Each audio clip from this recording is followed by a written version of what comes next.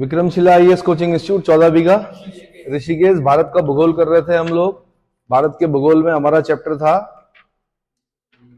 भारत की जलवायु। भारत की जलवायु के अंतर्गत हमारा टॉपिक चल रहा था भारतीय मानसून की प्रकृति। और भारतीय मानसून की प्रकृति के अंतर्गत मैंने बताया था कि नवीन शोधों के आधार पर भारतीय मानसून की उत्पत्ति और क्रियाविधि बोलते हैं मैकेनिज्म को, के संबंध में जो तथ्य प्रस्तुत किए गए हैं वो क्या क्या हैं। तो पहला मैंने बताया था आपको एशिया के बृहद स्थलीय भाग तथा हिंद महासागर के जलीय भाग के ऊष्मन हीटिंग एवं शीतलन में विभिन्नता। दूसरा परिध्रुवीय भंवर, ये हमने पढ़ लिया कल, परिध्रुवीय भंवर यानी सर्कमपोलर वर्ल्स। तीसरा मैंने बताया था क्षोभ मंडल में जेट स्ट्रीम का संचरण और उसकी स्थिति, ये भी कल हम पढ़ चुके हैं। आज हमने करना है हिमालय तथा तिब्बत पठार का अवरोध यानी मैकेनिकल बैरियर के रूप में, और उच्च तलीय ऊष्मा के स्रोत यानी सर्कमपोलर वर्ल्ड के रूप में भूमिका, और अल नीनो दक्षिणी दोलन इंसो परिघटना का प्रभाव। ठीक है, तो उसमें हिमालय तथा तिब्बत पठार की भूमिका क्या है भारतीय मानसून के संदर्भ में। तो सबसे पहले उपोष्ण कटिबंधीय पछवा जेट स्ट्रीम, उपोष्ण कटिबंधीय सब ट्रॉपिकल, उपोष्ण शब्द जहां पे आएगा उसका मतलब क्या हो गया, सब ट्रॉपिकल। ट्रॉपिकल जब हम बोलेंगे, ट्रॉपिक्स जब हम बोलेंगे तो 0 degree equator Tropic of Cancer से ट्रॉपिक ऑफ कैप्रिकॉर्न के बीच में, इसमें कैंसर और कैप्रिकॉर्न के बीच में, कैंसर से ऊपर जब हम जाते हैं तो तब फिर क्या होगा आपका सब ट्रॉपिकल। तो उपोष्ण कटिबंधीय पछवा जेट स्ट्रीम शीतकाल में पश्चिम तथा मध्य एशिया में पश्चिम से पूर्वी दिशा में प्रवाहित होती है। हिमालय तथा तिब्बत पठार के यांत्रिक अवरोध के कारण 2 भागों में विभक्त हो जाती है। एक शाखा अर्थात उत्तरी पछवा जेट स्ट्रीम तिब्बत पठार के उत्तर में चापाकार रूप में पश्चिम से पूर्व बहने लगती है। डायग्राम देखिए, डायग्राम सामने दे रखा है, पश्चिमी जेट का प्रभाव बता रखा है उसमें। ठीक है, तो उसमें जो ब्लैक कलर में जो एरो दिखा रखा है वो है जेट प्रवाह की मुख्य धारा यानी शीत ऋतु में, और जो ब्लैंक में दिखा रखा है वो है जेट प्रवाह ग्रीष्म ऋतु में। तो दोनों के रूट दिख रहे हैं आपको भाई, पामीर हिमालय तिब्बत ये दिख रहा है। तो एक जो आपकी जेट प्रवाह की मुख्य धारा जो शीत ऋतु में चलती है वो नीचे की तरफ से जा रही है, जबकि जो जेट प्रवाह ग्रीष्म ऋतु वाला है वो ऊपर की तरफ से जा रहा है। ठीक है, तो हिमालय तथा तिब्बत पठार के यांत्रिक अवरोध के कारण 2 भागों में विभक्त हो जाती है। एक शाखा उत्तरी पछवा जेट स्ट्रीम तिब्बत पठार के उत्तर में चापाकार रूप में पश्चिम से पूर्व बहने लगती है, जबकि दूसरी शाखा हिमालय के दक्षिण में पश्चिम से पूर्व प्रवाहित होने लगती है। पश्चिम से पूर्व खासकर ध्यान रखना आपने, वेस्ट टू ईस्ट। दूसरी शाखा जो कि फरवरी माह में 25 डिग्री उत्तरी अक्षांश के ऊपर क्षोभ मंडल में हिमालय के दक्षिण पछवा जेट स्ट्रीम की संज्ञा से प्रवाहित होने लगती है, जिसका दाब स्तर 200 से 300 मिलीबार होता है। यह स्ट्रीम ठंडी हवा का स्तंभ होता है जो दाबांतर के कारण धरातल पर हवाओं को धकेलता है। भारत में यही दक्षिणी शाखा पश्चिमी विक्षोभ की संज्ञा से अभिहित की जाती है। इस लाइन को अंडरलाइन करना है आपने, खास ध्यान देना है। पश्चिमी विक्षोभ, वेस्टर्ली डिस्टर्बेंस, भारत में यही दक्षिणी शाखा को खास ध्यान देना है, पश्चिमी विक्षोभ की संज्ञा से अभिहित की जाती है, जो शीतकाल में भारत में विशेषकर उत्तर पश्चिमी भारत यानी उत्तर प्रदेश बिहार भाग में अल्पकालिक वर्षा करती है तथा तापमान में गिरावट आ जाती है। इनके चले जाने से मौसम पुनः साफ हो जाता है। इतना क्लियर हो गया। दूसरा हो गया पश्चिमी जेट स्ट्रीम यानी पश्चिमी विक्षोभ भारत के उत्तरी पश्चिमी भाग में उच्च दाब की अवस्थिति के कारण बंगाल की खाड़ी की ओर प्रवाहित होने लगता है। कारण क्या, बंगाल की खाड़ी के ऊपर निम्न दाब होता है, इसलिए उसकी तरफ प्रवाहित होने लगता है। बंगाल की खाड़ी में पहुंचकर ये अपनी दाहिनी ओर मुड़कर खाड़ी के जलवाष्प को धारण करके तमिलनाडु के तट पर वर्षा करती है। विंटर रेनफॉल होती है, मैंने बताया था, जाड़ों में होती तमिलनाडु में बारिश, है ना। ठीक है जी। उसके बाद अगला जो टॉपिक है वो है अल नीनो दक्षिणी दोलन इंसो का प्रभाव क्या है भारतीय मानसून के संदर्भ में। तो अल नीनो एक उष्ण महासागरीय धारा है। अल नीनो कैसी धारा है सबसे पहले ये पता होना चाहिए, यानी गर्म महासागरीय धारा है, उष्ण बोल रहे हैं हम, उष्ण महासागरीय धारा है जो दिसंबर माह से पेरू के तट के सहारे प्रवाहित होती है। पेरू कहाँ हो गया, इधर देखो, साउथ अमेरिका में यहां पड़ता है पेरू, इधर दिख रहा है, इस तरफ ये धारा है। और कहां रह गया भारत, हजारों किलोमीटर दूर। ये यहां पर पेरू की धारा चल रही है, ये अल नीनो चल रही है। इसका इफेक्ट कहां दिख रहा है, यहां भारतीय मानसून पर दिख रहा है, हजारों किलोमीटर दूर। कारण क्या है ये बता देता हूं मैं आपको।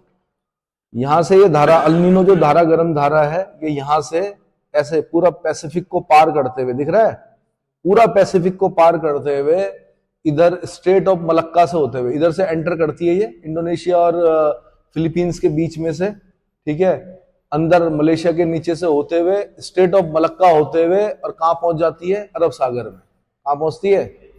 अब भाई मानसून के लिए क्या चाहिए, सुनो इधर देखो, मानसूनी हवाएं क्यों चल रही हैं, उसका कारण ये बताया गया कि भाई ये जो आपका ट्रॉपिक ऑफ कैंसर भारत से होकर जा रही है 8 राज्यों से, बहुत भयंकर गर्मी पड़ रही है।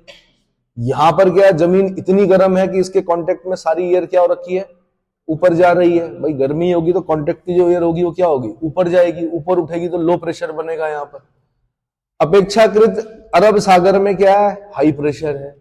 क्या है? क्योंकि जमीन की अपेक्षा अरब सागर क्या है, ठंडा है। जमीन गर्म है, अरब सागर ठंडा है। लेकिन वहां से अल नीनो की गर्म धारा यहां पर पहुंच गई। कहां पहुंच गई? अरब सागर में।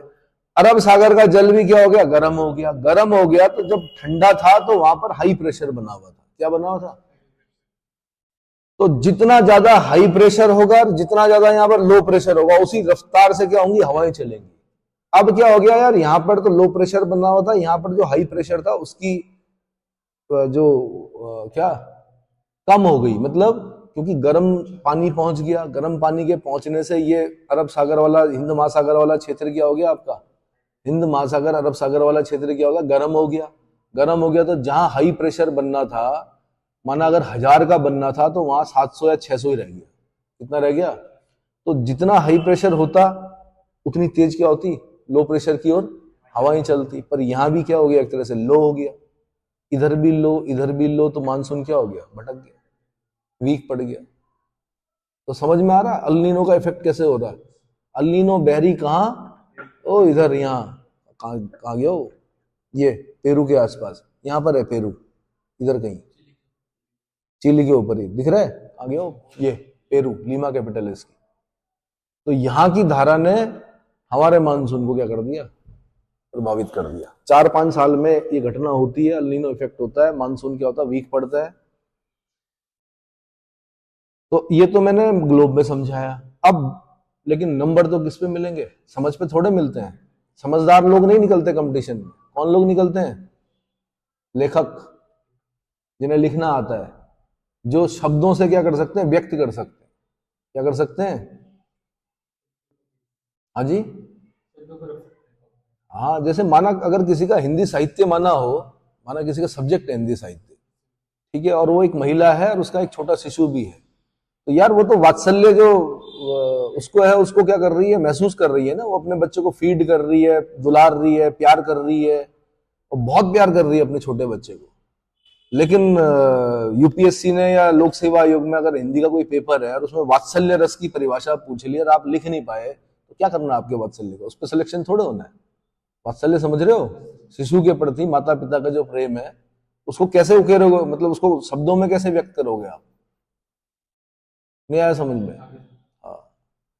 तो आप कितने भी समझदार हो, समझदार लोग पेपर नहीं निकालते हैं। कौन लोग निकालते हैं?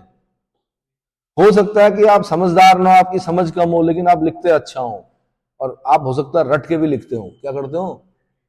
रटना शब्द, इससे नफरत होती है सारे एस्पिरेंट्स को, लेकिन ये भी सच है कि बहुत सारे लोग, ऐसे लोग सिलेक्शन पाते हैं इन कॉम्पिटिशन्स में, जो क्या होते हैं, रट्टा मारते हैं। और उनका प्रतिशत मैं अगर बताऊंगा तो आप चौंक जाएंगे, बहुत ज्यादा है। अगर आप मेरे से पूछेंगे तो टॉप जो 50 में है उसमें 100%। कितने? क्योंकि अगर आपने याद नहीं किया तो 3 घंटे में टाइम मिलता नहीं है सोचने का। कितना बना लोगे यार? नहीं आया समझ में? तो अल नीनो एक उष्ण महासागरीय धारा है जो दिसंबर माह में पेरू तट के सारे प्रवाहित होती है। यह धारा इस तट के सारे सामान्य तौर पर वर्ष भर प्रवाहित होने वाली शीतकालीन पेरू या हम्बोल्ट धारा को अपदस्थ कर देती है। वैसे यहां पर एक धारा होती है पेरू की धारा, जिसको हम एक महान ज्योग्राफर अलेक्जेंडर वान हम्बोल्ट के नाम पर क्या बोलते हैं, हम्बोल्ट करंट। ये यूपीएससी का क्वेश्चन है। किस महासागरीय धारा का नाम एक महान ज्योग्राफर के नाम पर है? तो आधुनिक भूगोल का जो पिता है वो अलेक्जेंडर वान हम्बोल्ट है। कौन है? उनके नाम पर इस धारा का नाम रखा हुआ। किसका नाम? पेरू की धारा का नाम। समझ में आया? ये पेरू की धारा को अपदस्थ कर देती है। कौन? El Nino. अपदस्थ कर देती है मतलब, अपदस्थ करना मतलब पद से हटा देना। अपदस्थ करना मतलब पद से हटा देना। भाई पद नहीं है, अपदस्थ शब्द यहां पे इसलिए यूज कर रहे हैं कि उसकी जगह पर अल नीनो आ जाती है। सामान्य दशाओं में पूर्वी प्रशांत, पेरू व इक्वाडोर के पास, इक्वाडोर भी यहीं पर है भाई देश। ये यहां पर ये दिख रहा होगा आपको, कहां गया हो? ये इसके ऊपर, ये इक्वाडोर है। 0 डिग्री इक्वेटर जाती है यहां से। हाईएस्ट वॉल्केनो है यहां पर, एक्टिव वॉल्केनो कोटोपैक्सी, है ना। और इसकी राजधानी कहां है? क्विटो। और कई लोग क्या सोचते हैं, कई शुरू में गड़बड़ भी हुआ। क्योटो प्रोटोकॉल जब आया था ना पर्यावरण के संबंध में, तो क्योटो एक शहर है जापान में। लोगों को लगा क्विटो एक ही है। ये क्विटो राजधानी है किसकी? इक्वाडोर की। ये क्विटो अलग है, वो क्योटो अलग है, क्योटो प्रोटोकॉल वाले। क्लियर हो गया? हाँ, तो कोटोपैक्सी है, चिम्बारेजो, 2 वॉल्केनो है बड़े खतरनाक यहाँ पर। कहां पर? इक्वाडोर में। तो इक्वाडोर और पेरू पड़ोसी देश है, भारत पाकिस्तान है जैसे, ठीक है, भारत चीन। तो क्या है कि पेरू और इक्वाडोर के पास का जल शीतल एवं उथला तथा पश्चिमी प्रशांत यानी इंडोनेशिया और पश्चिमी ऑस्ट्रेलिया का उष्ण एवं गहरा होता है। इससे दक्षिणी पश्चिमी मानसून सशक्त रहता है, दक्षिणी पश्चिमी मानसून। परंतु अल नीनो के प्रभाव से यह क्रम उलट जाता है। पूर्वी प्रशांत गर्म और पश्चिमी प्रशांत शीतल। पूर्वी प्रशांत गर्म और पश्चिमी प्रशांत शीतल। इससे दक्षिणी पश्चिमी मानसून कमजोर पड़ जाता है। भारत में वर्षा की कमी से सूखे की संभावना बढ़ जाती है। इसे अल नीनो प्रभाव या अल नीनो इफेक्ट के नाम से जाना जाता है। उम्मीद है समझ में आया होगा। गरम ठंडे का खेल है सारा। किसका? भाई अगर गर्म हो गया तो उसके ऊपर लो प्रेशर बनेगा, ठंडा हो गया तो उसके ऊपर हाई प्रेशर बनेगा। क्या बनेगा? अब दक्षिणी दोलन, सदर्न ऑसिलेशन। दक्षिणी दोलन से अभिप्राय प्रशांत महासागर और हिंद महासागर के मौसम वैज्ञानिक परिवर्तनों के बीच सी सॉ समझते हैं? बच्चे खेलते हैं ना, अरे पार्क में देखा होगा आपने, एक बच्चा ऊपर होता है तो दूसरा बच्चा बैठते हैं दोनों तरफ, सी सॉ। तो अब इसे सीसा मत पढ़ना है, लेड मत पढ़ना, इसको क्या पढ़ना है आपने? सी सॉ। ये खेल है। तो प्रशांत महासागर यानी पैसिफिक ओशियन और हिंद महासागर यानी इंडियन ओशियन के मौसम वैज्ञानिक परिवर्तनों के बीच सीसॉ प्रतिरूप का पाया जाना है। देखा गया है कि जब प्रशांत महासागर में वायुदाब ऊंचा होता है तो हिंद महासागर में कम होता है। इसके विपरीत यदि वायुदाब प्रशांत महासागर में कम होता है तो हिंद महासागर में अधिक होता है। यह दोलन की जानकारी भारतीय मौसम वैज्ञानिक सेवा के महानिदेशक सर गिलबर्ट वॉकर ने 1924 में दी थी। सर गिलबर्ट वॉकर भारतीय मौसम वैज्ञानिक सेवा के महानिदेशक तत्कालीन समय में, अंग्रेजों के समय में, सर गिलबर्ट वॉकर ने 1924 में जानकारी दी। दक्षिणी दोलन की तीव्रता का माप ताहिती यानी पूर्वी प्रशांत 17 डिग्री 45 मिनट से 149 डिग्री 30 मिनट वेस्ट और पोर्ट डार्विन उत्तरी ऑस्ट्रेलिया में पड़ता है। 12 डिग्री 30 मिनट साउथ से लेकर 131 डिग्री ईस्ट के बीच वायुदाब के अंतर से की जाती है। ये यूपीएससी पूछती है ऐसे क्वेश्चन। कौन पूछती है? यूपीएससी क्वेश्चन पूछती है। धनात्मक मान प्लस SOI के अंतर्गत हिंद महासागर के क्षेत्र में जाड़ों में वायुदाब कम और प्रशांत क्षेत्र में अधिक होता है। इससे मानसून यानी दक्षिणी पश्चिमी मानसून सामान्य पाया जाता है। इसके विपरीत ऋणात्मक मान अगर -SOI हो गया, क्या हो गया? -SOI के दौरान हिंद महासागर क्षेत्र में जाड़े में वायुदाब अधिक पाया जाता है। इससे आने वाले मानसून कमजोर पड़ जाते हैं। आने वाले मानसून, ऋणात्मक मान का अल नीनो के विकास से सीधा संबंध पाया जाता है। इसे ऋणात्मक दक्षिणी दोलन संकेतांक यानी SOI, सदर्न ऑसिलेशन इंडिकेशन, ये इंडिकेटर, और अल नीनो संयोजन को INSO संयोग कहा जाता है। INSO संयोग कहा जाता है। अल नीनो 4-5 वर्ष के अंतराल पर आता है, जिस कारण ताप तथा वायुदाब पेटियों का स्थानांतरण है।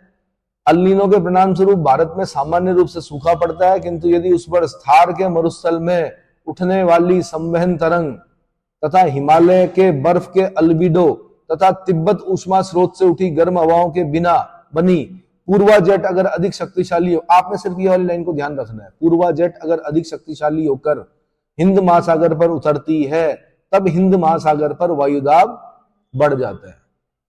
वायुदाब क्यों बढ़ेगा? क्योंकि जब हवा बैठती है कहीं पर तो वहां पर वायुदाब क्या होता है? बढ़ता है।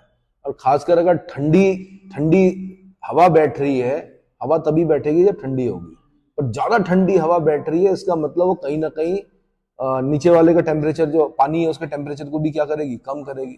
जितना कम टेम्परेचर होगा वायुदाब क्या होगा? ज्यादा होगा। ठीक है, तो क्योंकि यहाँ पर पूर्वा जेट क्या हो रही, अधिक शक्तिशाली होकर हिंद महासागर पर उतर रही है, तब हिंद महासागर पर वायुदाब बढ़ जाता है, अल नीनो का प्रभाव नगण्य हो जाता है। यानी अब आपसे ऐसा क्वेश्चन पूछेगा कि माना किसी वर्ष अल नीनो इफेक्ट है, क्या है? अल नीनो इफेक्ट है। अब जब आपसे ऐसा पूछ रहा है ना कि अल नीनो इफेक्ट है, इसका मतलब सीधा सीधा ये है कि अल नीनो एक गर्म धारा है जो पूरे पैसिफिक को पार करके इंडोनेशिया के अंदर से घुस के फिलीपींस और इंडोनेशिया के बीच में से अंदर जाकर स्ट्रेट ऑफ मलक्का से होते हुए इंडियन ओशन में पहुंच गई है। इसका मतलब इंडियन ओशन का पानी कैसा हो गया? गर्म हो गया। अल नीनो का मतलब आपने ये समझना है, इंडियन ओशन का जल क्या हो गया? गर्म हो गया। इंडियन ओशन का जल हमें ठंडा चाहिए था, क्योंकि हमें हाई प्रेशर चाहिए, क्योंकि जमीन पर हमारी जो भारत की भूमि है वहां पर क्या है? जमीन गर्म हो रखी, लो प्रेशर बना हुआ। उधर पानी पर हाई प्रेशर होना चाहिए, लेकिन गर्म पानी पहुंच गया तो क्या बन गया? अपेक्षाकृत जो हाई प्रेशर है उसकी इंटेंसिटी कम हो गई। इतना समझ में आ गया? अब आपसे जो क्वेश्चन पूछने वाला होगा, एक समझदार आपसे अगर पूछ रहा है, एक समझदार व्यक्ति, कि अल नीनो इफेक्ट है और फिर भी भारत में मानसून सामान्य है, उसका क्या कारण हो सकता है? तब क्या आंसर दोगे आप? ज्यादा लंबा मत जाना, सिर्फ इतना बोलना कि सर जब पूर्वा जेट शक्तिशाली होकर हिंद महासागर पर उतरती है, क्या करती है? उतरती है, तो हिंद महासागर पर हाई प्रेशर बन जाता है। क्या बन जाता है? हाई प्रेशर बन जाता है, तो अल नीनो का इफेक्ट जीरो हो जाता है। क्योंकि हमें तो हाई प्रेशर चाहिए ना इंडियन ओशन में, क्या चाहिए? हाई प्रेशर चाहिए। खत्म। हो सकता है इंटरव्यू में पूछे आपसे ये, अगर उन्होंने पूछ लिया आपसे सब्जेक्ट क्या है आपका, यूपीएससी में हो माना आप, आपका सब्जेक्ट माना क्या है? ज्योग्राफी है, और आपने बोल दिया एक बार, तो पहले छोटे क्वेश्चनों से शुरू करते हैं वो। किससे? बहुत छोटे क्वेश्चन जो बड़े सामान्य होते हैं। जैसे वो बोलते हैं कि ये आप देखते होंगे, आपने मैप रीडिंग की है? हाँ जी की है। ये मैप किसने बनाया? किसने बनाया? आपने ग्लोब देखा है? ग्लोब किसने बनाया? मतलब जिसकी अपेक्षा भी नहीं होती उस प्रकार के प्रश्न पूछ लिए जाते हैं। मार्टिन बेहम और एनेक्सिमेंडर। विश्व मानचित्र किसने बनाया सबसे पहले? विश्व का मानचित्र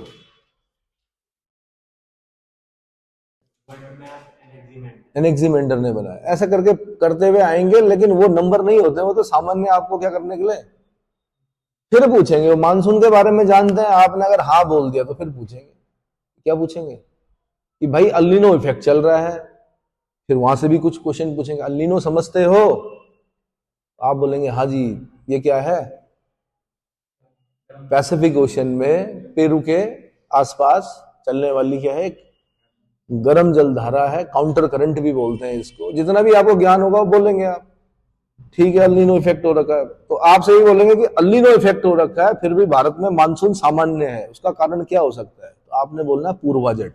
अच्छा, और अधिक खींचना है नंबर, तो आपने बोलना है क्या? थार के मरुस्थल। थार डेजर्ट पता है?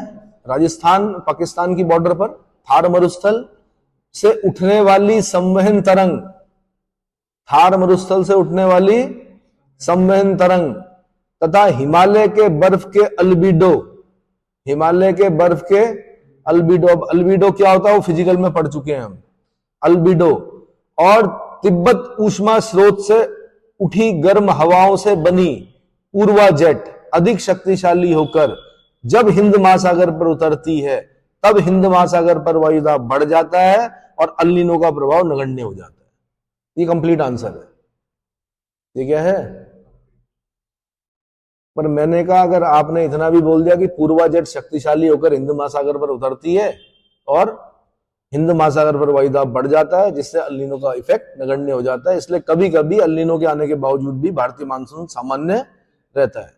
जेट स्ट्रीम अधिक तीव्र होने से हिंद महासागर पर वायुदाब सामान्य की अपेक्षा अधिक हो जाता है, जिससे अल नीनो के आने पर भी भारतीय मानसून सामान्य से अधिक सक्रिय हो जाता है। कभी कभी ऐसा भी देखा गया है।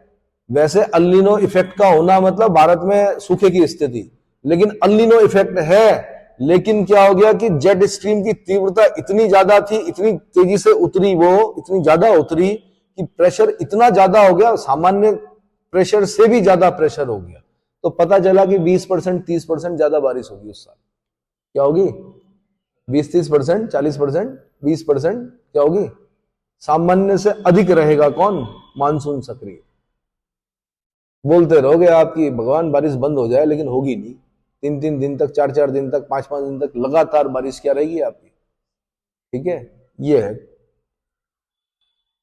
उसके बाद अगला टॉपिक है वर्षावाही तंत्र तथा मानसूनी वर्षा का वितरण। भाई मानसूनी वर्षा का वितरण, इसको समझो। तिथियां पूछता है, क्या पूछता है कि 1 जून को कहां पहुंचता है, 5 जून को कहां पहुंचता है, 10 जून को कहां पहुंचता है, 15 जून, फिर दिल्ली का भी याद करना पड़ता है ना, लक्षद्वीप का भी याद करना पड़ता है। समझ में आ रहा है? 5 जुलाई का भी याद करना पड़ता है। तो एक मैप दिख रहा होगा आपको, भारत का एक मैप दिख रहा होगा, उसमें कुछ लाइनों के माध्यम से दिखा रखा होगा 1 जून से 1 जून, एक तरफ भी 1 जून लिखा होगा, दूसरी तरफ भी 1 जून। यानी मानसून जो बस्ट होगा वो सबसे पहले किस तरफ होगा? इन लाइनों के नीचे। फिर 5 जून से 5 जून दिख रहा है, फिर 10 जून से 10 जून, फिर 15 जून से 15 जून, फिर 1 जुलाई, फिर 5 जुलाई। समझ में आ रहा है? तो मैप को समझने की कोशिश करो कि भैया ये क्षेत्र हैं जहां पर क्या होगा? प्रस्फोट होगा किसका? मानसून का। तो भाई भारत में वर्षा लाने वाले 2 तंत्र प्रतीत होते हैं। पहला तंत्र उष्णकटिबंधीय अवदाब है। उष्णकटिबंधीय अवदाब जो बंगाल की खाड़ी है उससे भी आगे पूर्व में दक्षिणी चीन सागर में पैदा होता है तथा उत्तरी भारत के मैदानी भागों में वर्षा करता है। उष्णकटिबंधीय अवदाब, एक तो आपने ये याद करना है। दूसरा तंत्र अरब सागर से उठने वाली दक्षिणी पश्चिमी मानसून धारा, दक्षिणी पश्चिमी मानसूनी धारा, साउथ वेस्ट मानसूनी धारा, जो भारत के पश्चिमी तट पर वर्षा करती है। पश्चिमी घाट के साथ साथ होने वाली अधिकतर वर्षा पर्वतीय है। वेस्टर्न घाट पे तो होती है पर्वतीय वर्षा, लेकिन भारत के अंदर जो अधिकतर वर्षा है वो कैसी है? पर्वतीय। मानसून अकेले क्या कर लेगा? उसको तो दीवार चाहिए होती है टकराने के लिए। तो हिमालय क्या होता है? दीवार के रूप में अवरोध पैदा करता है। क्या करता है? अवरोधक का कार्य करता है। तो भारत के पश्चिमी तट पर होने वाली वर्षा की तीव्रता 2 कारकों से संबंधित है।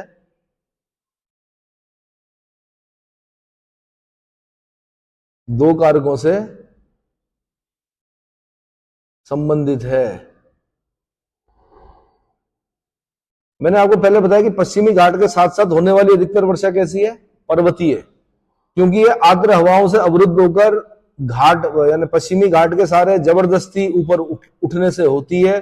भारत के पश्चिमी तट पर होने वाली वर्षा की तीव्रता 2 कारकों से संबंधित है। नंबर 1, समुद्र तट से दूर घटित होने वाली मौसमी दशाएं, और दूसरा अफ्रीका के पूर्वी तट के साथ भूमध्य रेखीय जेट प्रवाह की स्थिति।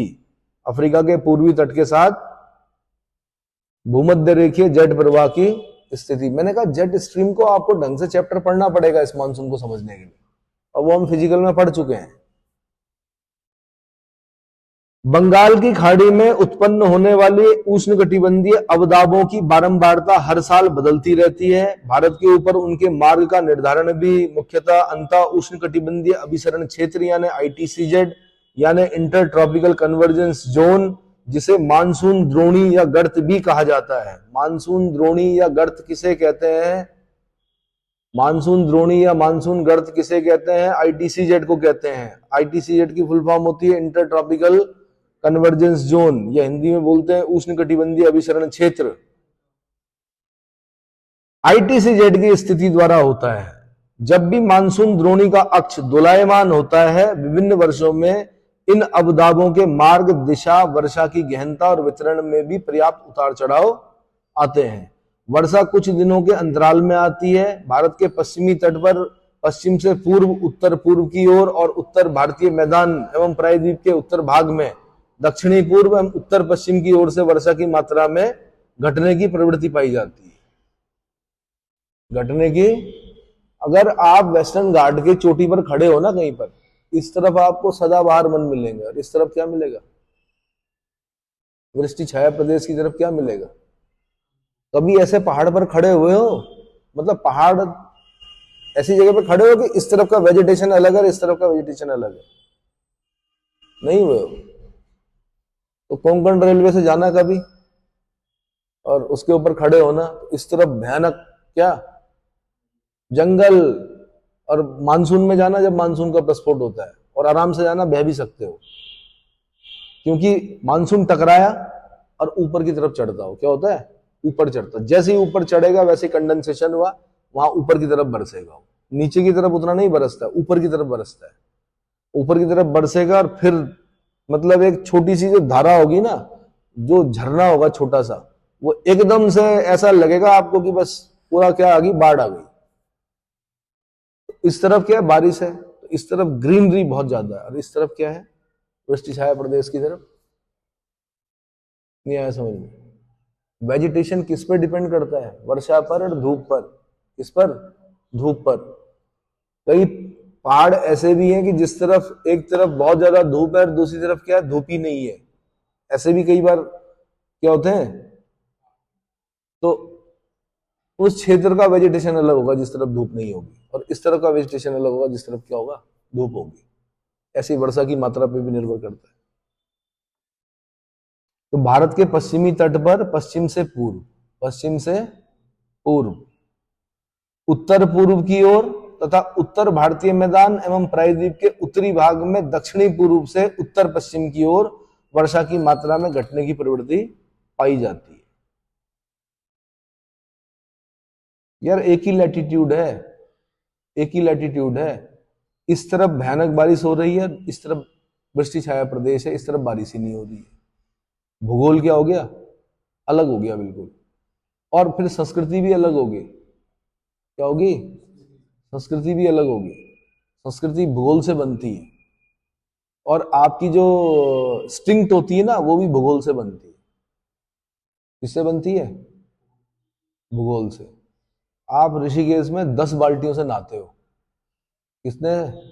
और वृष्टि छाया प्रदेश में जाओगे आप, वहां आधी बाल्टी से नहा भी लेते हैं, शैम्पू भी कर लेते हैं और कपड़े भी धो लेते हैं। नहीं आया समझ में? एक बाल्टी पानी के लिए सर फोड़ देते हैं एक दूसरे का। स्टैंड पोस्ट लगे होते हैं, लाइन लगी होती है, कई बार सरकार पानी भेजती है, लड़ाई झगड़ा होता है भयानक। क्या आपने यहाँ होते हुए देखा? क्या आपने सुना यहाँ पे कि पानी के लिए क्या होगी? लड़ाई होगी? नहीं सुना होगा। लेकिन उस तरफ जाना आप कभी, वृष्टि छाया प्रदेश की तरफ, और जहां वृष्टि छाया प्रदेश होगा वहां क्या होगा? वेजिटेशन नहीं होगा ना, गारे वाली मिट्टी होगी, इरिगेशन की सुविधा नहीं है तो कृषि भी नहीं होगी, है ना।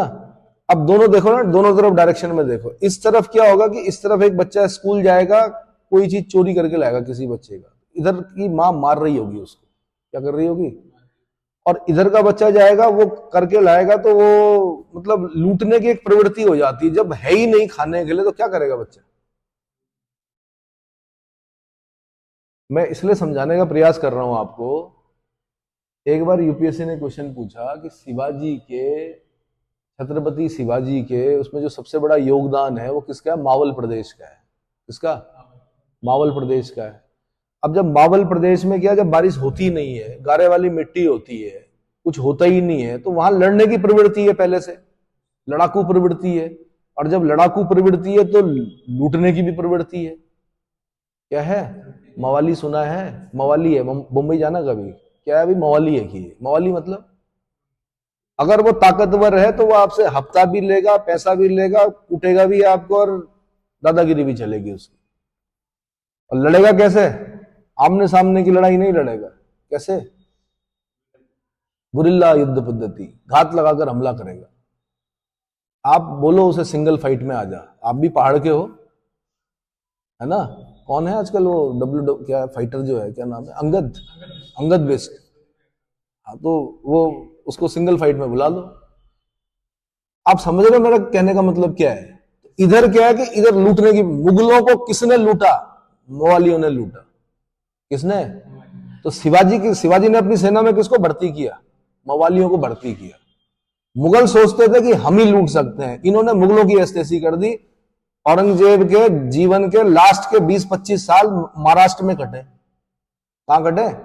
मतलब उसके नानी दादी याद आ गई, लेकिन मराठों को क्या नहीं कर पाया वो, मतलब पराजित नहीं कर पाया। मराठा ने उसकी नाक में दम कर दिया। और वो तो उसकी किस्मत से ये हुआ कि 1680 में शिवाजी की मृत्यु हो गई। अगर शिवाजी जिंदा रहते, छत्रपति शिवाजी, तो मेरे ख्याल से अटैक से मर जाता। कौन? औरंगजेब। नहीं आया समझ में? आप ये सोचो कि शिवाजी चले गए, शिवाजी के बेटों ने भी छोड़ा नहीं किसको, औरंगजेब को। और तो और बहुओं ने तक नहीं छोड़ा। स्वतंत्रता संग्राम चला मराठों का, ताराबाई नाम था उनका। वीरांगनाओं में नाम आना चाहिए, लेकिन उनका नाम पता नहीं क्यों इतिहास की किताबों से अलग कर दिया। कौन? अरे भाई, शिवाजी की मृत्यु हो गई 80 में, 1680 में। मैं इतिहास की तरफ ले आया थोड़ा सा। उसके बाद कौन बना? उनका बेटा बना।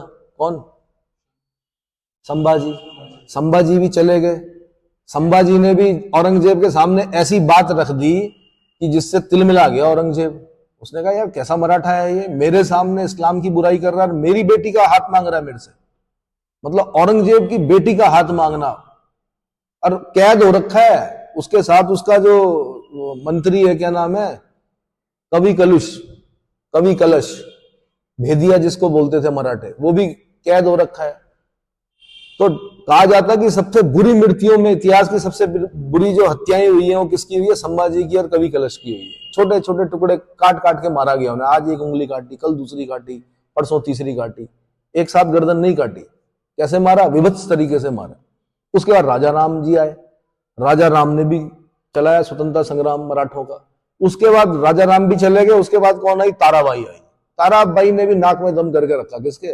और इस तरह 80-82 साल की उम्र में औरंगजेब चल बसा। समझ में आया?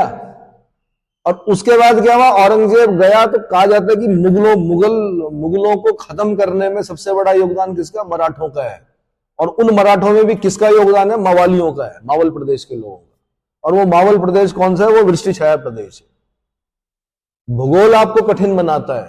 क्या करता है? यहां आप स्कूटी से चलते हो, पहाड़ों में जाओगे क्या स्कूटी से? घास लेने, धारे में पानी लेने, किससे जाओगे? तो जितना हाथ पैर चलाओगे उतना ताकतवर बनोगे, फिजिकल की तैयारी करने की जरूरत ही नहीं पड़ेगी। और यहां क्या कर रहे होते हैं? 1 महीने पहले स्कूटी से फिजिकल की तैयारी करने जा रहे होते हैं कि अब जी हम ग्राउंड में भागेंगे। नहीं आया समझ में? तो फिर तभी तो बताते हैं, जब उत्तराखंड में ये मूल निवास भू कानून की रैली जब होती है, तो जो हमारी जो मातृशक्ति है उत्तराखंड से जब ऊपर से आती है, वो तो दो को ऐसे दबा देते हैं यूं करके। भाई महिला का सामना किससे होगा? महिला पुलिस से होगा। तो अब आप जैसे लोग अगर क्या मैदानी इलाके कमजोर लोग भर्ती होंगे पुलिस में, तो क्या आप उन मातृशक्ति से टकराएंगे जो पेड़ों के वो ऊपर चढ़ के वहां से वो काटते हैं, क्या बोलते हैं, बांझ काट रहे होते हैं। आपको कंधे में दबा के क्या मुख्यमंत्री आवास तक भाग सकते हो। नहीं आया समझ में? और उनका भोजन भी वैसा है, कैसा? पौष्टिक भोजन। हाँ जी, कंडाली, कोदा, झंगोरा, ठीक है। और आपका क्या है? पिज्जा, बर्गर, चाउमीन, ठीक है। तो मैं आपको थोड़ा उधर की तरफ मोड़ दिया मैंने, थोड़ा जरूरी भी होता है। कहां तक पहुंचे हम लोग?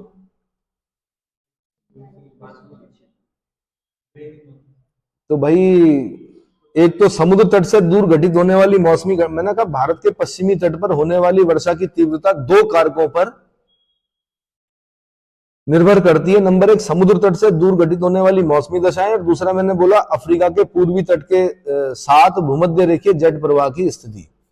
बंगाल की खाड़ी में उत्पन्न होने वाली उष्णकटिबंधीय अवदाबों की बारंबारता हर साल बदलती रहती है। भारत के ऊपर उनके मार्ग का निर्धारण भी मुख्यतः अंतः उष्णकटिबंधीय अभिसरण क्षेत्र यानी ITCZ, जिसे मानसून द्रोणी या मानसून गर्त भी कहा जाता है, की स्थिति के द्वारा होता है।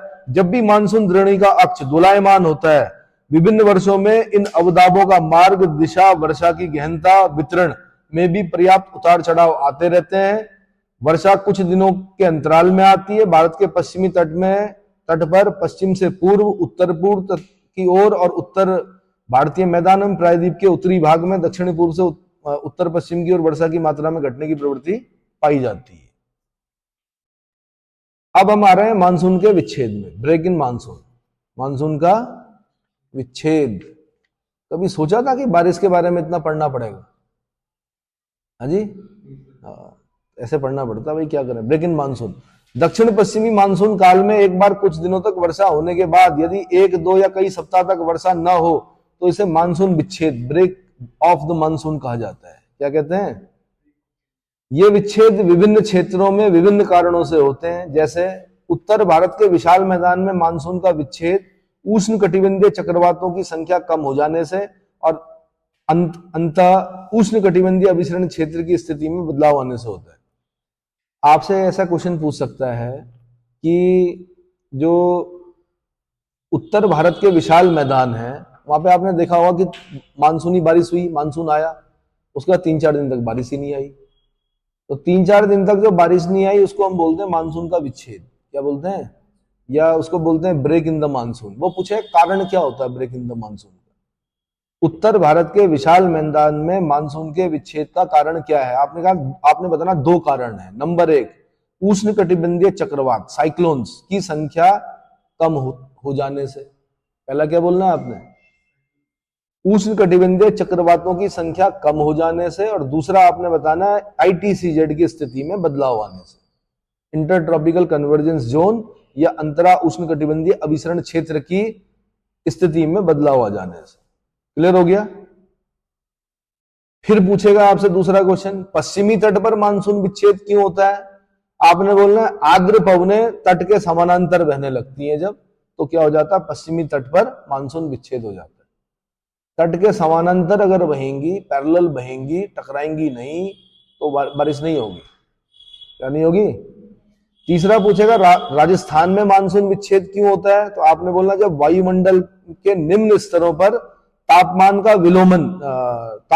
की विलोमता वर्षा करने वाली आर्द्र पवनों को ऊपर उठाने से रोक देती है। तापमान की विलोमता वर्षा करने वाली आर्द्र पवनों को ऊपर उठने से रोक देती है। इतना समझ में आ गया? अगला टॉपिक है, ये वैसे भी क्वेश्चन पूछेगा, निवर्तन से क्या समझते हैं आप? मानसून का निवर्तन यानी रिट्रीट ऑफ द मानसून क्या है? तो मानसून के पीछे हटने या लौट जाने को मानसून का निवर्तन कहा जाता है। मानसून के पीछे हटने या लौट जाने को मानसून का निवर्तन कहा जाता है। 1 सितंबर से उत्तर पश्चिमी भारत में मानसून पीछे हटने लगता है और 15 अक्टूबर तक यह दक्षिणी भारत को छोड़कर से समस्त भारत से निवर्तित हो जाता है। तो क्या 15 तारीख के बाद बारिश हुई है? हाँ जी, 1 सितंबर से कम होनी शुरू हो गई थी बारिश। वैसे इस बार तो देर तक हुई यार बारिश, इस बार। हाँ जी, इस बार देर तक हुई, देर में शुरू हुई, देर में क्या हुई?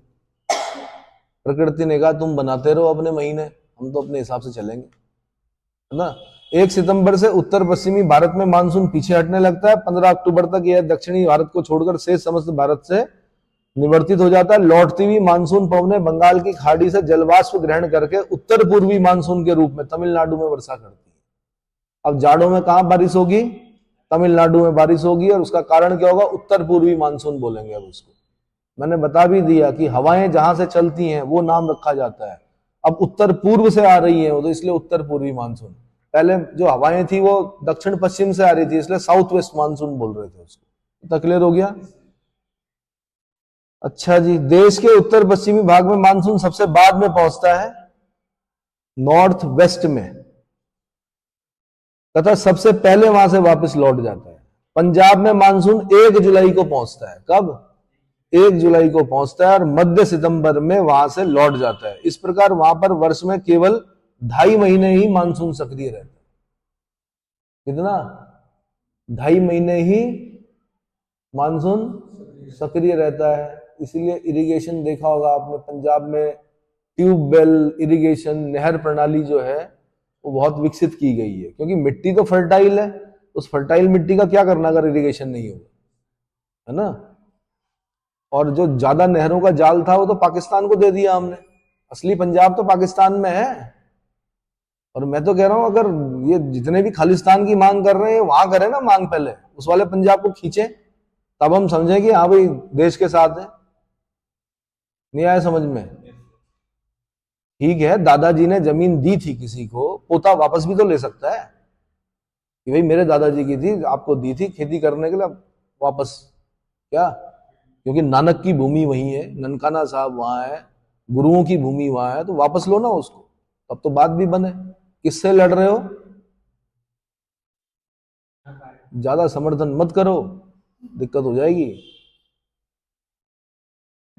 कुछ नहीं, चलो आगे। इसके विपरीत कोरोमंडल तट पर मानसून जून के शुरू में पहुंच जाता है। क्या हो जाता है?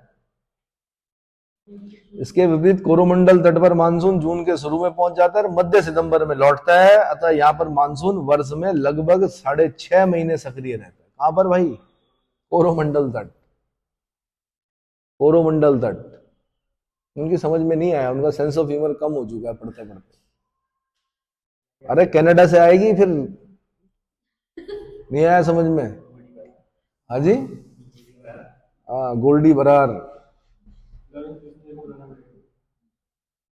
चलो जी, भारत की ऋतुएं, सीजन्स ऑफ इंडिया। वीर बनो यार, वीर एक बार मरते हैं, काया रोज मरते हैं डर डर के, है ना। और अगर भारतीय संविधान ने आपको वाक स्वतंत्रता का अधिकार दे रखा है तो उसका प्रयोग करो, ठीक है। हाँ, पर क्या है कि उस पर युक्त युक्त निर्बंधन लगाए गए हैं। जब आप आर्टिकल 19(1)(a) पढ़ते हैं तो उसमें लिखा हुआ वाक स्वतंत्रता का अधिकार है आपको पूरा पूरा। लेकिन जैसे ही आप आर्टिकल 19(2) पढ़ते हैं तो आपको बता रखा है कि किन किन आधारों पर आपकी वाक स्वतंत्रता पर युक्त युक्त निर्बंधन लगेंगे। किसमें लिखा हुआ? 19(2) में लिखा हुआ। हाँ, 19(2) में लिखा हुआ भाई। और 19(2) में क्या क्या लिखा हुआ? किस किस आधार पर वाक स्वतंत्रता में निर्बंधन लगेंगे आपको? ये देखो, अब पलटते हैं किताब, सब पढ़ा रखा है इन्हें, हाईलाइट भी कर रखा है। कमाल की बात है, वो देखो ना, यहां से दिख रहा है मुझे। हाँ, नंबर 1, भारत की प्रभुता और अखंडता। आपके बोलने से भारत की प्रभुता और अखंडता नहीं खंडित होनी चाहिए, लेकिन मैं पाकिस्तान वाले पंजाब को खंडित करने की बात कर रहा हूं, तो इससे भारत की प्रभुता और अखंडता खंडित नहीं हो रही है। मैं तो ये बोल रहा हूं कि यार, जो बड़ा अच्छा वाला पंजाब था, जो वास्तविक पंजाब, 5 नदियों के बीच का आब था, वो तो पाकिस्तान में चला गया, वो तो हमने वहां दे दिया, है ना। उसको वापस लो। तो पहली चीज क्या हो गई? मैंने इसका ध्यान रखा। दूसरी चीज, राज्य की सुरक्षा। राज्य की सुरक्षा को कोई खतरा नहीं है, अगर पाकिस्तान में कार्रवाई करते हैं तो कोई खतरा नहीं है। तीसरा, विदेशी राज्यों के साथ वो मित्र है ही नहीं, तो क्या मैत्रीपूर्ण संबंध? विदेशी राज्यों के साथ मैत्रीपूर्ण संबंध खराब नहीं होने चाहिए। मैंने अपने बेटी रोटी का संबंध है, जिस नेपाल के बारे में कुछ नहीं बोला, मैं हमेशा अच्छा बोलता हूँ। मैं भूटान के बारे में अच्छा बोलता हूँ, श्रीलंका के बारे में अच्छा बोलता हूँ, ठीक है। बांग्लादेश के आजकल भटक गया है, बांग्लादेश के लोग पगला गए हैं वहां के, वो अलग चीज है। मैं उसके बारे में भी ज्यादा गलत नहीं बोलता हूँ, क्योंकि नेवर फर्स्ट वाली थ्योरी पर चलना चाहिए। सबसे पहले कौन है? पड़ोसी, ठीक है।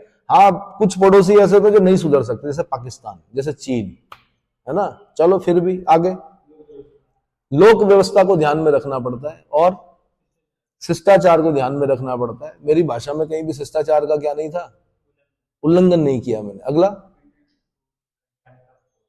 न्यायालय की अवमानना नहीं होनी चाहिए, कंटेम्प्ट ऑफ कोर्ट नहीं होना चाहिए, किसी की मान हानि नहीं होनी चाहिए। क्या लिखा हुआ?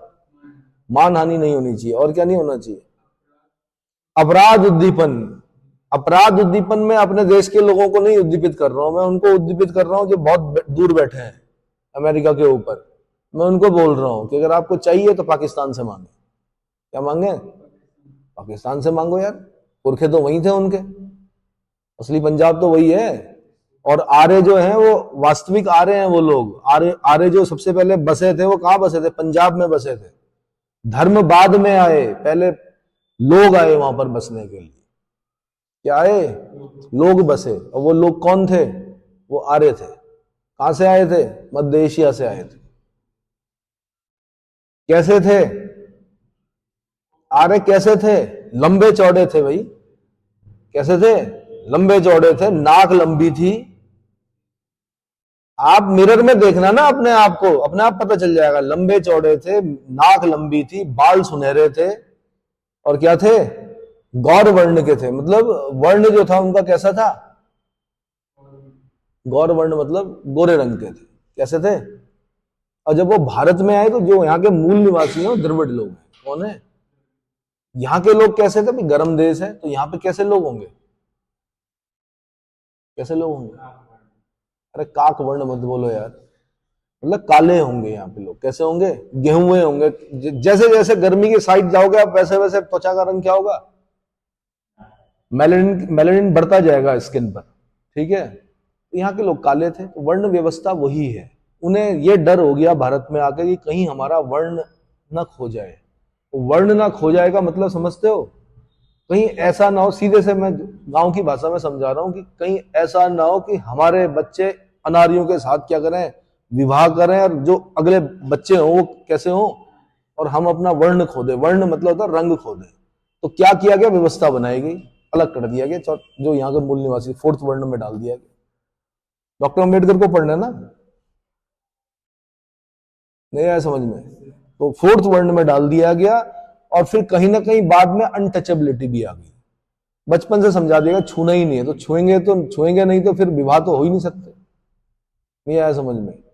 यानी संपर्क तो हो ही नहीं सकता, तो संपर्क नहीं होगा तो फिर संतानें भी नहीं होंगी। पर उनको ये नहीं मालूम था कि आने वाले समय में सब क्या होना? मिक्स होना। इस देश पे आक्रांता है, किसी को नहीं पता कि कौन किसके जीन में अलेक्जेंडर या क्या बोलते हैं ग्रीक,